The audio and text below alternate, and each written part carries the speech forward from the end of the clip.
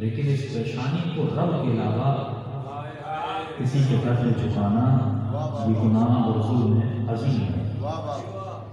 اور عرض کیا کہ انسان جو کچھ بھی ہے وہ وہی ہے جو اس کے ذہن میں ہے۔ اب مجمع میں مختلف لوگ بیٹھے ہیں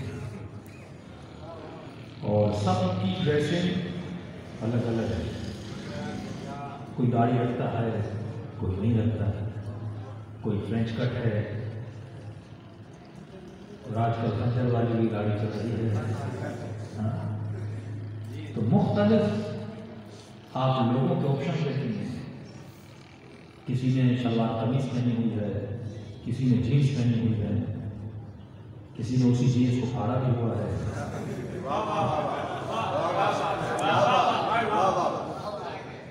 یہ انسان جو کچھ اپنے ساتھ کر رہا ہے، کبھی اس نے سوچا میں کیوں ایسا کر رہا ہوں؟ اگر میں نے داڑھی رکھی تو کیوں رکھی، اگر میں نے کاٹی تو کیوں کاٹی؟ ہم افریقہ گئے اور وہاں کے مومن ڈاکٹر صاحب کے ملنے آئے، میں کہا کس کے مقلد ہیں؟ کیا علامہ عبداللہ سستانی کے مقلد ہیں؟ تو کہا کہ مولانا یہاں لوگ داڑھی نہیں رکھتے، اور میں نے الحمدللہ داڑھی رکھی ہے۔ تو میں نے بڑی کوشش کی میں ان کی داڑھی ڈھونڈوں،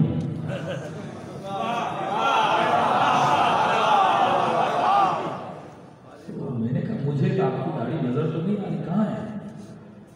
تو انہوں نے اپنا چہرہ اوپر کیا، کھیڑی کے نیچے ایک لائن رکھی ہے۔ تو یہ لوگوں کی ایکٹیویٹیز ایسی کیوں ہیں کہ کوئی جینس پہن رہا ہے، کوئی کپڑے پہن رہا ہے، کوئی کس طرح کوئی کس طرح، پھر اداروں میں بھی چلے جاؤ الگ الگ رنگ ملیں گے، ڈھنگ ملیں گے، کوئی بالیوں والا آزادہ، کوئی کڑوں والا آزادہ، مختلف لوگ ملیں گے۔ میں غلط اور صحیح کی اس وقت بات نہیں کر رہا، سوال یہ ہے کہ یہ جو کر رہا ہے کیوں کر رہا ہے؟ اگر اس نے بالی پہنی ہے تو کیوں پہنی ہے؟ اگر کسی نے 15 انگوٹھیاں پہنی ہوئی ہیں تو کیوں پہنی ہے؟ اگر اس نے جینس پہنی ہے تو کیوں پہنی ہے؟ تبھی فرمایا تمہاری قیمت یہ دماغ ہے، یہ برین ہے، کیونکہ جیسا مٹیریل تو یہاں پہ ڈالتا ہے ویسا سنگھار تو اپنی باڈی میں کرتا ہے۔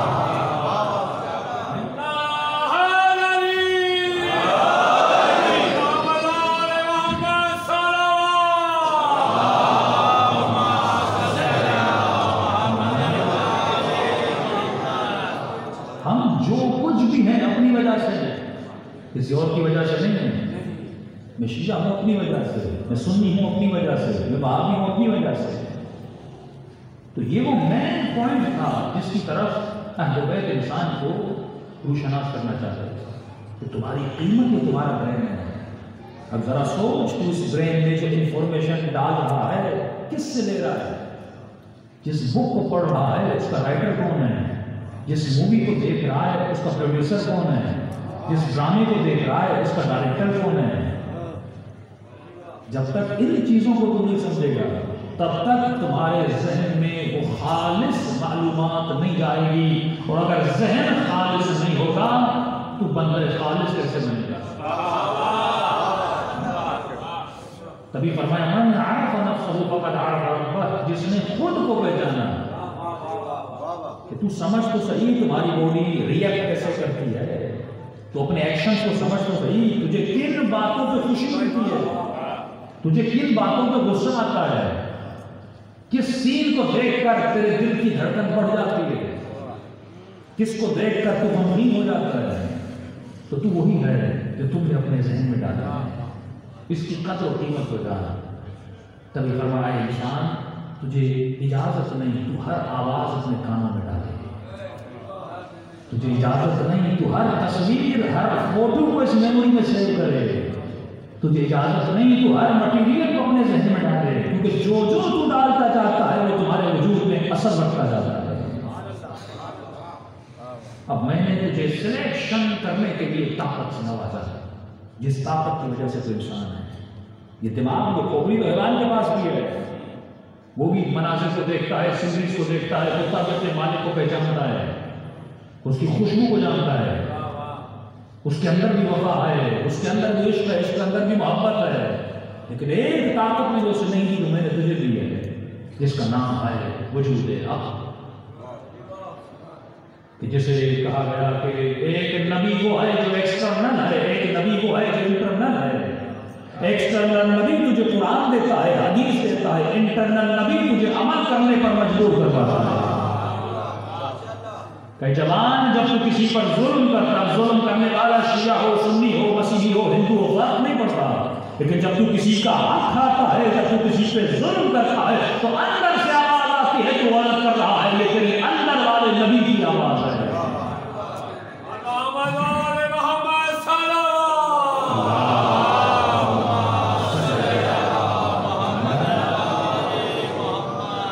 اب اس نبی کا تجھے خیال کرنا ہے کہ کہیں اس نبی پر دوسری طاقتیں غالب نہ جائیں. تو اسد اللہ غالب کا ماننے والا ہے، تیرے اوپر غالب علی کی ولایت ہونی چاہیے. تو میں نے کہا نا ولایت کا مطلب یہی عقل ہے. اہل بیت تجھے عقل دے رہے ہیں. تو میں نے ایک سمپل سی بات کی، اگر کسی جوان کو فار ایگزامپل کسی ڈاکٹر سے انسپائر ہے تو کہتا ہے مجھے بالکل اس ڈاکٹر کی طرح بننا ہے، مجھے اس لیڈر کی طرح بننا ہے، مجھے اس مولانا کی طرح بننا ہے، مجھے خمینی بننا ہے، مجھے فلاں جو بھی ہو، مجھے فلاں ایکٹر کی طرح بننا ہے. تو وہ کیا کرتا ہے؟ اسے فالو کرتا ہے. تو کبھی کبھی دیکھتے ہیں بولتا بھی اس کی طرح ہے، چلتا بھی اس کی طرح ہے. مطلب تم جس کو جتنا دیکھتے ہو اس کا رنگ تیرے وجود میں آتا جاتا ہے. تو سوال یہ ہے کہ اگر آج تیرے وجود میں رنگ علی نظر نہیں آ رہا، اس کا مطلب تو علی کو نہیں دیکھ رہا.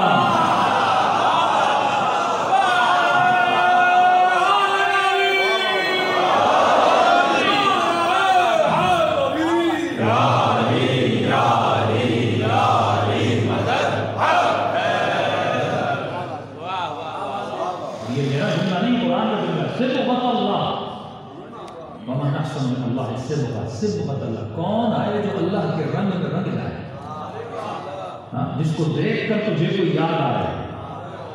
کبھی کہتے ہیں نا، مجھے اکثر کہتے ہیں مولانا اپنے آپ میں آپ کے چچا کا رنگ نظر آتا ہے. بچپن سے بڑے ہو گئے تو رنگ تھوڑا بہت ہم نے پکڑ لیا ہے، لیکن ایک ہوتا ہے ظاہر کا رنگ پکڑنا، ایک ہوتا ہے باطن کا رنگ پکڑنا. یہ رنگ کیسے پکڑا جاتا ہے؟ اس کی ہم ایسے مثال دیتے ہیں کہ اگر آپ لکڑی کا اپنا رنگ ہے اور اگر کسی لکڑی کو آگ میں ڈالو، لوہے کو آگ میں ڈالو، تو جتنا اس میں پکتا رہتا ہے پھر اس کا رنگ پکڑتا رہتا ہے. تو جب تک آگ کی گرمی لوہے پر رہے گی لوہے کا رنگ لال رہے گا. جب لوہا اس سے جدا ہو جائے گا اس میں اپنا رنگ آ جائے گا. تو جب تک تو علی کے ساتھ رہے گا،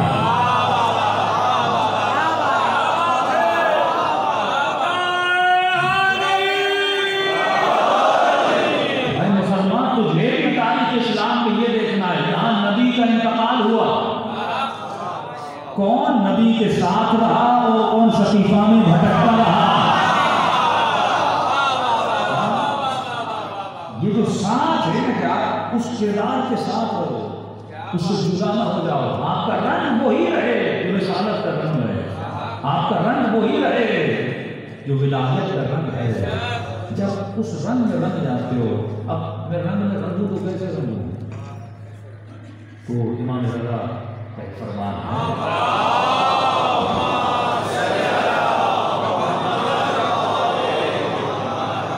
وہ فرماتے ہم کو ہمارے شیعہ کس طرح ہیں؟ فرمایا ہم ہیں بے منزلت بدن. جملوں پہ غور کیجیے، امام کے جملے ہیں. ہم ہیں بدن، ہمارے شیعہ ہیں اس کا سایہ.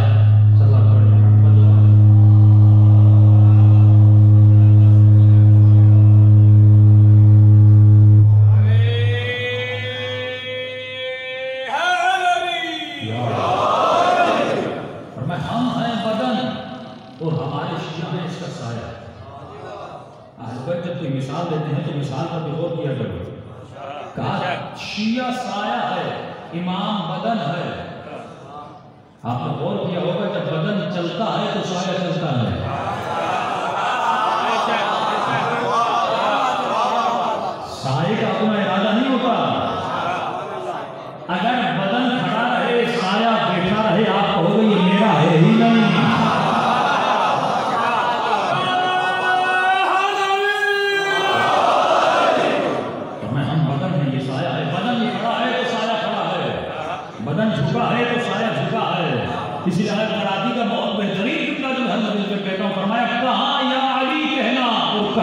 کے ساتھ رہنا. یاری کرنا بڑا آسان ہے، ہر آدمی ابھی نعرہ لگانا چاہے تو یاری کر لیجیے، لیکن علی جیسا ضبط، علی جیسا رنگ، علی جیسی حیات، علی جیسی زندگی. تبھی پچھلے سال میں نے پورا شہزاد عاشورہ پہ پڑھا، فرمایا سب سے بڑی دعائیں اگر کسی زیارت میں موجود ہیں وہ زیارت عاشورہ میں ہیں، جہاں پہ یہ دعا کرتے ہو کہ معقوم فی الدنیا والآخرہ، اے خدا مجھے معیت اہل بیت عطا کر، صرف دنیا میں نہیں، مجھے دنیا میں بھی علی کا ساتھ عطا کر، آخرت میں بھی علی کا ساتھ عطا کر. تو یہ ساتھ کیسے ملے گا؟ جب اس کے ساتھ چلو گے. اور یہ ہم کیسے چلیں گے؟ تو میں نے کہا کہ اگر کسی ڈاکٹر کو فالو کرنا ہے تو ڈاکٹر بننے کے لیے کیا کرنا پڑے گا؟ آپ ڈاکٹر سے پوچھو گے آپ ڈاکٹر کیسے بنے، کہے گا میں فلاں یونیورسٹی میں پڑھا، فلاں ٹیچر تھا، یہ سلیبس تھا، یہ بکس تھی، آپ بھی پڑھ لو، ایگزام دو، ڈاکٹر بن جاؤ گے. آپ یونیورسٹی میں انٹری دو گے، آپ ایگزام دو گے، آپ پاس ہو جاؤ گے، انہیں بکس کو پڑھو گے، 5-6 سال 8 سال کے بعد آپ بھی ایک ڈاکٹر بن جاؤ گے. تو اس کا مطلب یہ ہے اگر مجھے اس ڈاکٹر کی طرح بننا ہے تو جو انفارمیشن اس کے ذہن میں آئے وہ مجھے اپنے ذہن میں ڈالنا. تو اگر مجھے سلمان بننا ہے تو جس یونیورسٹی میں سلمان پڑھا ہے مجھے پڑھنا پڑے گا، مجھے دیکھنا پڑے گا سلمان کے ذہن میں کیا تھا. جو معلومات آپ ڈالتے ہو ویسی ایکٹیویٹیز آپ کی ہوتی ہیں. جس کو آپ رول ماڈل بناتے ہو اسی جیسے کپڑے آپ پہنتے ہو. میں نے اکثر کہا کہ زبان سے اگر پوچھا جائے نا کہ تم نے یہ کپڑے کیوں پہنے ہیں تو جواب یہ نہیں آنا چاہیے ہمارا فیشن ہے. فیشن سنت ہے، فیشن ایک کلچر ہے. اس کلچر کو کریٹ کس نے کیا؟ اسلام نے، اسلامی تہذیب نے، اسلامک سیولائزیشن نے نہیں. آپ اس رول میں ہیں کہ تم بیٹھے ہوئے ہو اور شیطان خاموش بیٹھا ہوا نہیں. دن بدن شیطان تمہاری زندگی میں گولز بناتا ہے، تمہیں اہداف دیتا ہے، ہدف دیتا ہے. اس چیز کو فالو کرو. کوئی جوان یوٹیوب پہ کوئی چینل بنائے تو یوٹیوب آپ کو ایک گول دیتا ہے. دنیا کی کوئی بھی سیولائزیشن وداؤٹ گول نہیں چل سکتی. یونیورسٹی میں آپ کو یہ گول فٹ بال والا نہیں ہے. فٹ بال آپ کھیلتے ہو تو آپ کو گول کرنا پڑتا ہے. گول کا مطلب کیا ہے؟ ایک چیز رکھی جاتی ہے اور 11 کھلاڑیوں کی کوشش ہوتی ہے کہ بال کہاں ڈالی جائے، اس چیز کا یہ ان کا گول ہوتا ہے. 2.5 گھنٹہ 90 منٹس کی گیم اسی پہ ہوتی ہے کہ کون اپنی بال کو اس دروازے کے اندر ڈال دیتا ہے. تو خدا بھی تمہیں گول دیتا ہے. وہ 90 منٹس کی گیم ہے. خدا تجھے کبھی 50 سال دیتا ہے، کبھی 60 سال دیتا ہے کہ تو اس دروازے میں داخل ہونا چاہتا ہے یا کوشش کرتا ہے جو دروازہ در علیت میں نکالے ہے. یہ کہوں جو دروازہ جنت ہے اس در میں تو داخل ہونے کی کوشش. بھائی ایک فٹ بالر 90 منٹس جب ایک گیم کھیلتا ہے، آپ سے سوال ہے جب وہ گیم کھیلتا ہے کیا ایسے گھر سے اٹھ کے آ کے گیم کھیل لیتا ہے؟ آپ 20 منٹ دوڑ کے دکھا، ریڈیو گھر پہ لے لو، 7 منٹس آپ ریڈیو میں دوڑ کے دکھا. اتنا مشکل ہے. جب 7 منٹس کی بات کر رہا ہوں، 4 منٹس بھی آپ دوڑ گے کافی لینا، اس کے لیے اسٹیمنا کی ضرورت ہوتی ہے. وہ جب 90 منٹس کسی فٹ بال کے گراؤنڈ میں آ کر گیم کھیلتا ہے اس سے پہلے اس نے 90 ڈیز محنت کی ہوتی ہے. تب جا کے اس کا اسٹیمنا بنتا ہے، تب جا کے وہ دوڑ سکتا ہے، تب جا کے اس باڈی کی تھکن پر کنٹرول کر پاتا ہے. تو انسان کو جو بھی 60 ایئرز اس دنیا میں دوڑنا ہے اور اللہ کے گول کو اچیو کرنا ہے. تو دنیا کی گیموں میں بھی گول ہوتا ہے. تو سوال یہ ہے تم نے کوئی گول، وہ فیک گول ہے، اللہ تجھے ریئل گول دیتا ہے. جس گول سے تجھے سکون ملے گا، جس سے جنت ملے گی، جس سے ابدی زندگی ملے گی، جس سے معیت اہل بیت ملے گی، جس سے دنیا کی آنکھ بند ہوگی تو مرنے کے بعد علی کی زیارت ملے گی. تب اس گول کے لیے تو محنت کرنی ہے. آج ہماری محنت کیا ہے؟ اچھا وہ ڈائٹ بھی کرتے ہیں، ڈیلی پتہ نہیں 6 کلومیٹر دوڑتے بھی ہیں، اور ہماری محنت کیا ہے؟ 1 گھنٹہ مجلس سنتے ہیں، اس کے بعد نیاز کھاتے ہیں، تھوڑا ماتم کرتے ہیں. یہ ہماری محنت ہے. اس سے کوئی گول اچیو ہونے والا نہیں، کیونکہ تم گھنٹہ مجلس میں آئے تو روح کی تسکین ملی، اس کے بعد کھانا کھایا تو پیٹ کی خدمت ہوئی، اس کے بعد تھوڑا ماتم کیا تو جو غصہ تھا جو غم تھا وہ تمہارا باہر نکلا تم گھر میں چلے گئے. نہیں، اس کے لیے بھی اسلام تجھے کہتا ہے کہ مستطعتم، خدا کہتے ہیں جتنا کر سکتے کرو. کس چیز کو کرو؟ اتقوا اللہ، اللہ کی تقوی پر اختیار. یہ تقوی کیسے اختیار ہوتی ہے؟ فرمایا یہ برین اللہ نے تمہیں دیا ہے، اس میں طاقت تمہیں عطا کی ہے جس کا نام ہے عقل. اس عقل کو مضبوط کرو تو تم اپنے وجود کی حکومت پر حاکم رہو گے. تو جب تم اس پہ حکومت کرنے لگو گے پھر خدا تمہیں جنت میں اپنی جنت پہ حکومت کرنے کی اجازت ہے.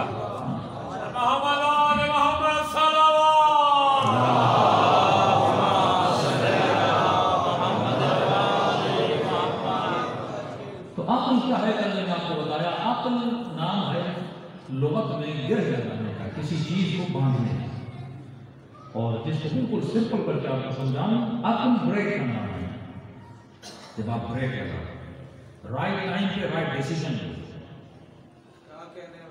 عربی کا جملہ ہے اہم اور مہم، امپورٹنٹ اینڈ موسٹ امپورٹنٹ کے فرق کو جان سکو کہ اس وقت میرے لیے اہم اور مہم کا فرق کہ فرمایا کربلا میں جس نے مہم کو اہم سے تشخیص دی وہ حسین کے ساتھ تھا.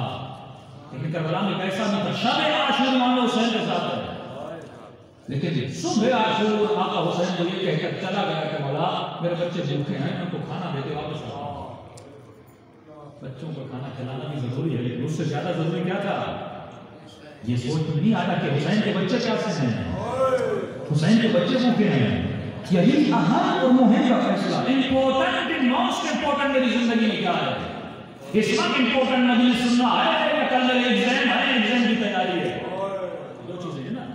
اس وقت امپورٹنٹ حسین کی مجلس میں بیٹھنا ہے یا مسجد سے اذان کی آواز آ رہی ہے مجھے نماز پڑھنی ہے؟ انہی چیزوں میں ہم اٹک جاتے ہیں، فیصلہ نہیں لے پاتے.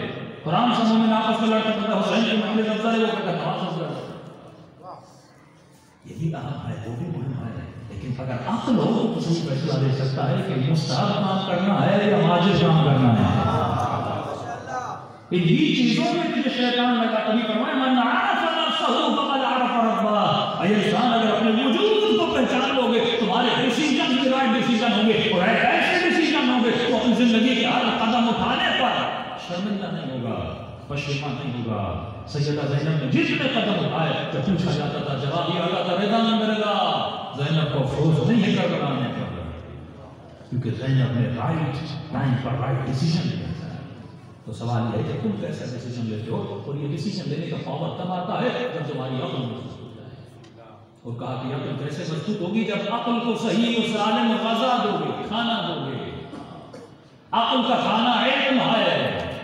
تبھی میں فرمایا معصوم نے فرمایا اطلب العلم من المہد الی اللہ. اے جوان، اے بزرگ، علم حاصل کرو گہوارے سے لے کر قبر تک. کل میں نے اشارہ کیا اس گہوارے سے مراد ماں کی گود ہے. جب گودیں پاک ہوتی ہیں تو نسل عباس کیسی پیدا ہوتی ہیں. یہ علم حاصل کرو. کہاں سے؟ گہوارے سے لے کر قبر تک. کہاں سے علم لو؟ ایک ایسا علم جس میں خطا کا امکان نہ ہو، ایک ایسا علم جس میں ذرہ برابر غلطی کی گنجائش نہ ہو. فرمایا وہ علم کہاں سے ملے گا؟ فرمایا وہ رسالت کے دروازے سے علم ملے گا. اور نبی اگر دنیا سے جا رہا ہے مسلمان کو کس سے علم ملے گا؟ اگر علم صحابہ سے لے گا، صحابہ میں اختلاف ہے. اگر بنائے ہوئے اماموں سے لے گا، ان میں اختلاف ہے. لیکن اگر تجھے علم لینا ہے تو نبی تجھے علم کی کامیابی اور کنجی دے کر گئے. فرمایا انا مدینۃ العلم علی بابها. میں شہر علم ہوں اور اگر اس کا کوئی دروازہ ہے تو وہ وجود علی ابن ابی طالب ہے.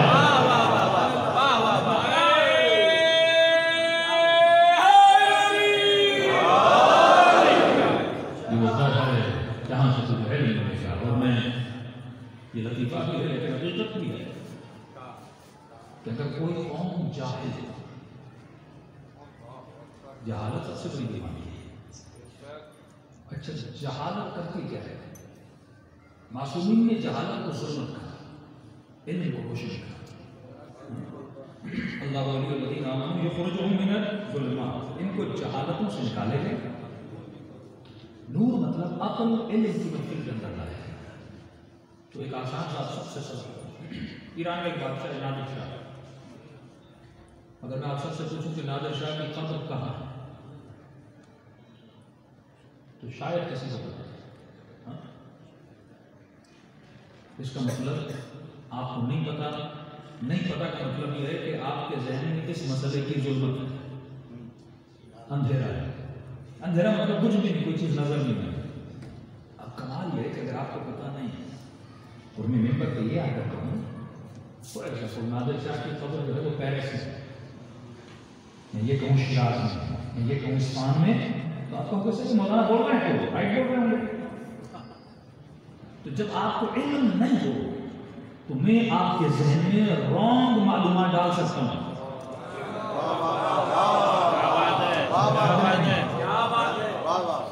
آپ کو نہیں پتا سفر میں نماز کیسے ہوتی ہے کہ نہیں ہوتی، آپ نے سفر میں نماز کیسے پڑھی، مجھے پتا نہیں ہے.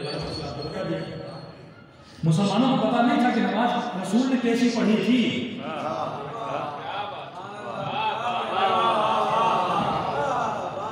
اس مسئلے سے میرا ذہن بالکل وائٹ تھا، کوئی انفارمیشن مجھے نہیں ہے. کس سے پوچھتا ہے؟ مفتی سے پوچھتا ہے. اب مفتی کی انفارمیشن وائٹ یا رانگ ہے مجھے نہیں پتا. اب جو کہے گا میں کروں گا. اب قیامت کے رسول کے تم نے مثلا ہاتھ باندھ کے پڑھی، ہاتھ کھول کے پڑھی، میں نے ایسے پڑھی نہیں تھی، تو آپ یہ کہو گے رسول اللہ فلاں مفتی نے کہا. تو رسول یہ نہیں کہیں گے تم نے مفتی کی سنی کیوں، کہیں گے تم نے تحقیق کی تھی، وہ رائٹ تھا یا رانگ تھا. یہ جنگ ہے، امام حق تھا یا امام باطل تھا. اگر آپ کو نہیں پتا نادر شاہ کی قبر کہاں ہے، میں نے آپ کو ایسے بول دیا، مجھے نہیں پتا، میں نے آپ کو ایسے بول دیا اس کی قبر فار ایگزامپل ہندوستان میں. آپ مان لو گے امام باقر سے بات ہے کہ کل پرسوں جو بھی آپ سے کوئی پوچھے گا کہ بھائی نادر شاہ کی قبر پتا ہے کیا آپ کو؟ ہاں بھائی ہندوستان میں. آپ کو کیسے بتا؟ آپ گئے نہیں کیا، کس سے پوچھا؟ تو کوئی تھا جاننے والا، اس نے مجھے بتا دیا. لیکن ایک مرتبہ آپ سب کو پتا ہے کہ مولا علی کی قبر کہاں ہے. میں اس منبر پر بیٹھ کر قسم کھاؤں کہ علی کی قبر مدینے میں، مانو گے یہ نور ہے، یہ تمہیں ظلمت سے بچا رہا ہے. مولوی ہو، سید ہو، منبر پر قسم دکھائے نہیں مانو گے، کیونکہ علم ہوگا تو گمراہ کرنے والا کبھی گمراہ نہیں کر سکتا.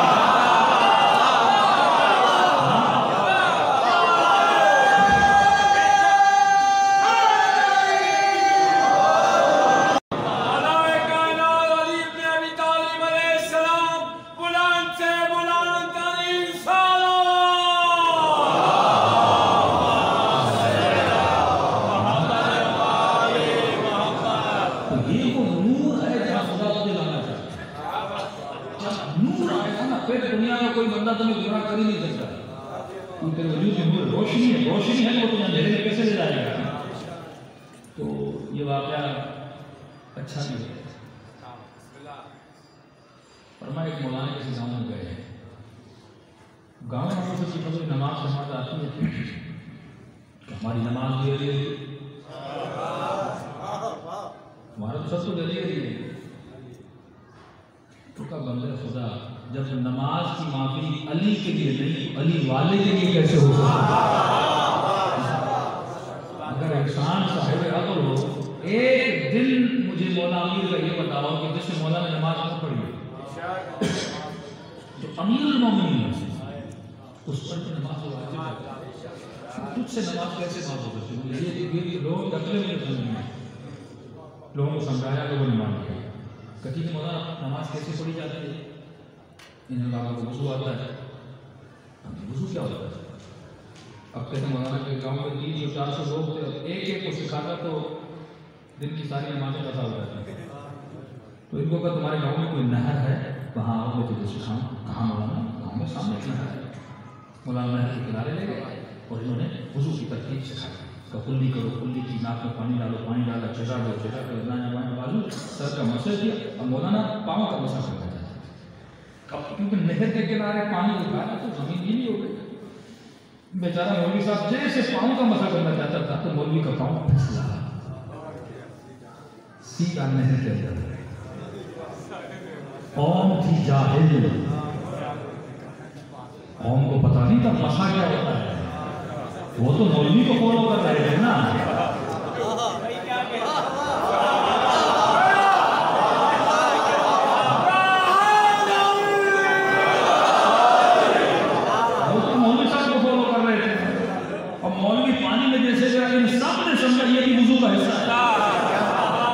ساری قوم پانی کا جب جاہل قوم کا مولوی پھسلتا ہے تو پوری قوم پھسل جاتی ہے.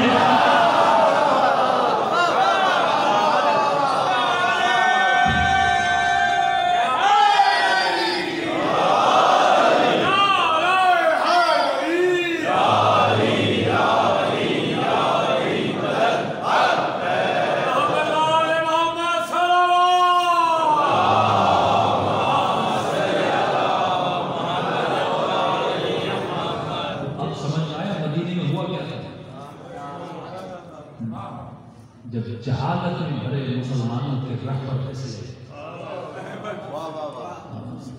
پورا مدینہ پھسل گیا. ایسے واقعے کربلا نہیں ہوا. لیڈرز پھسلے تھے, قبیلوں اور عشیروں کے رؤساء پھسلے تھے. مجھے نہیں سمجھ آتی کیوں آج پاکستان کا معاشرہ, پاکستان کا مسلم اس عرب کے معاشرے کو نہیں سمجھ پاتا. کوئی ایک ایریا میں بنتا ہے قوم کا وڈیرا اور قوم کا ریس بول دیتے ہیں نا, فلاں کو ووٹ دو, پورا گاؤں پھسلتا ہے کہ نہیں پھسلتا؟ ہوتا ہے کہ نہیں ہوتا؟ یہ فلانا قوم کا ریس, قبیلہ فلاں قبیلہ, سارے لوگ اس کو وہیں طرف جانے کو. کوئی عقل اور شعور سے نہیں سوچتا کہ جسے ووٹ دے رہا ہوں وہ قابل بھی ہے کہ نہیں ہے. وہ اسے دنیا کی اسمبلیوں میں بھیج دیتے. اگر مسلمانوں نے ان کو نبی کے منبر میں بھیج دیا تو مجھے تعجب نہ ہو.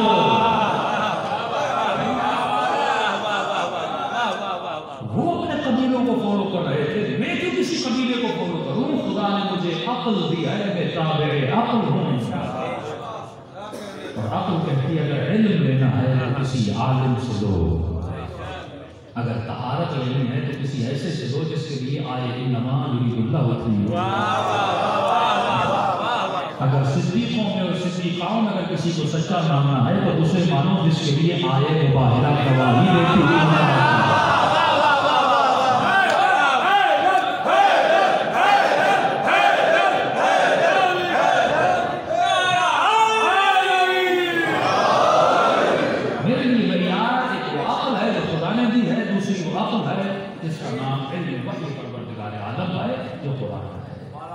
تو انسان اس کی قدر و قیمت کو ڈال دو, انفارمیشن ڈال رہے ہو.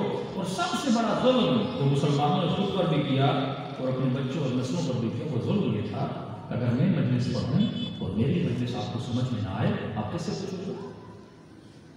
مجھ سے پوچھ لینا مولانا آپ نے یہ جملہ کہا, اس کا مطلب کیا تھا؟ تو میں کہوں گا میرا مطلب یہ تھا. لیکن اگر آپ یہ نہ کرو, میری مجلس سے پوچھو, مسجد کے مولوی سے پوچھو, تو 10 باتیں نکل آئیں, 10 فرقے نکل آئیں. یہ 72 فرقے اس لیے نکلے کیونکہ لوگوں نے الگ الگ لوگوں سے باتیں پوچھی. بات میں نے کہی ہے تو مجھ سے پوچھو. سب سے بڑا ظلم یہ ہوا کہ کہا نبی نے تھا من کنت مولا, رسول نے کہا کہ من کنت مولا ہو فہذا علی المولا, جس کا میں مولا اس کا علی مولا. اب لوگ مولا کا مفہوم نبی سے نہیں پوچھ رہے, مفتی سے پوچھ رہے ہیں.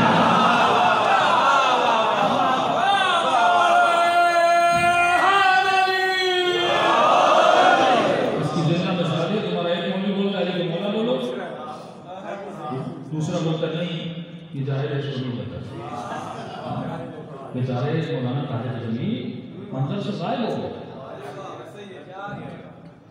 تبلیغی جماعت کے اجتماعات میں مولانا کی پابندی ہے. کسی تبلیغی جماعت میں مولانا طارق جمیل نہیں جا سکتے. طارق جمیل اگر علی کو مولا کا تجھے وہ پسند نہیں تو شیعہ کیسے پسند نہیں ہے؟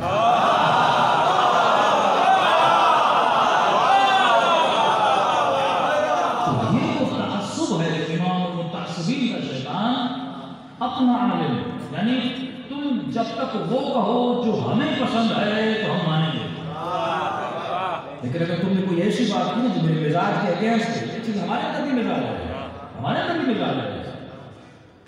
کہ مولانا ایک ایسی تقریر کر رہے ہیں آج تک سنی نہیں.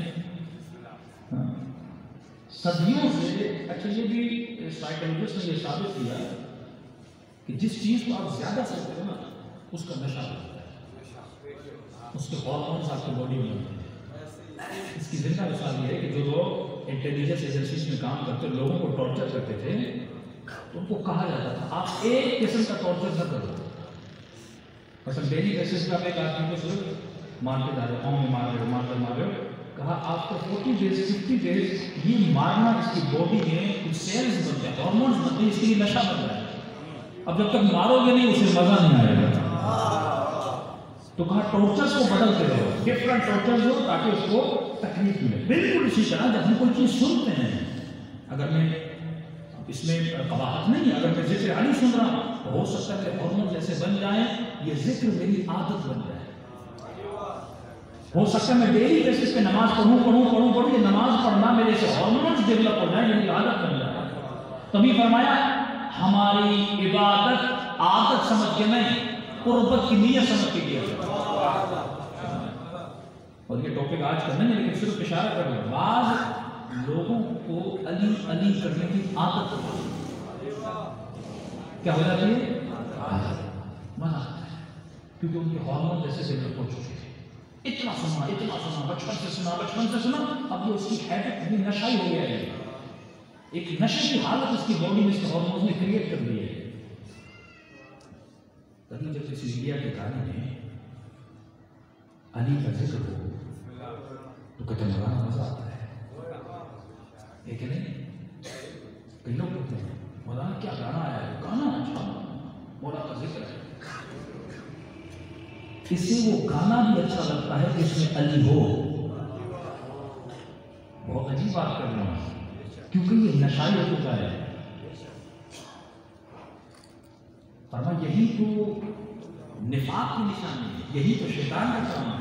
وہ حق کو باطل کو ملاتا ہے، مکس کرتا ہے. تبھی معصوم نے فرمایا علماء ایک مثال دیتے ہیں بالکل ایسے ہے کہ کوئی آب زمزم میں ایک شراب کا قطرہ ہے. یہ تو آب زمزم کا خالص نہیں ہے. کوئی تربت حسین میں کوئی نجس پانی ملا ہے. یہ تو تربت حسین ہے کہ تم نے گندے پانی سے نجس کر دیا. ہے تو علی کا نام، لیکن تجھے علی کا نام بھی وہاں سننا ہے جہاں علی کو پسند ہے، تجھے نہیں. کبھی کبھی ہم نشے کے عادی ہو جاتے ہیں. کئی لوگ ہم نے دیکھے جو بھنگ بھی کر کے علی کر رہے ہیں.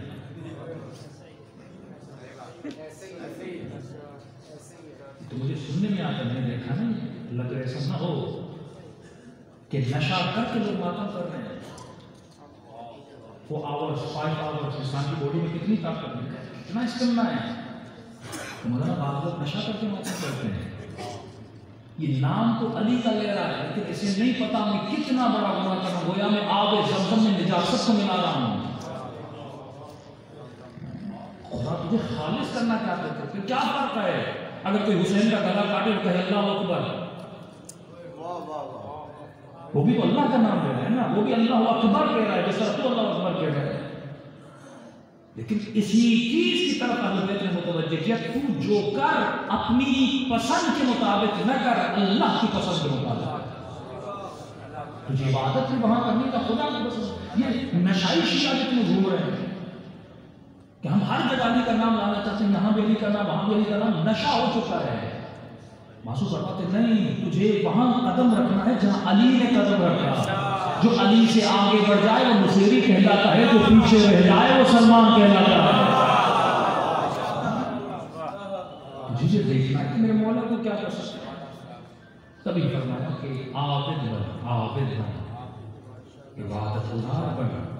نہیں کہ مجھے کہاں مزہ آ رہا ہے، یہ دیکھو تیرا رب کہاں پہ راضی ہے. صلی اللہ علیہ وسلم.